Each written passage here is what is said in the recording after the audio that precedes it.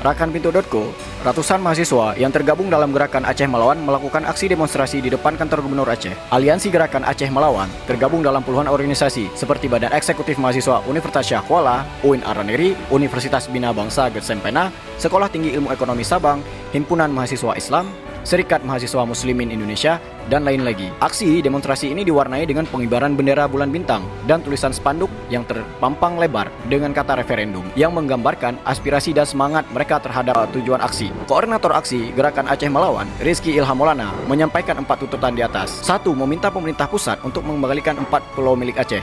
2. Meminta kepada Presiden Prabowo untuk memberhentikan Menteri Dalam Negeri Tito Karnavian sekaligus harus diperiksa karena sudah membuat kericuhan. 3. Membatalkan pembangunan 4 batalion di Aceh. 4. Meminta pemerintah pusat untuk memperpanjang dana otsus Aceh. Aspirasi ini disambut melalui keterwakilan Gubernur Aceh melalui Bapak Syakir selaku Kepala Biro Pemerintahan dan Otonomi Daerah. Ia juga mendengar seluruh aspirasi mahasiswa yang tergabung dalam Gerakan Aceh Melawan.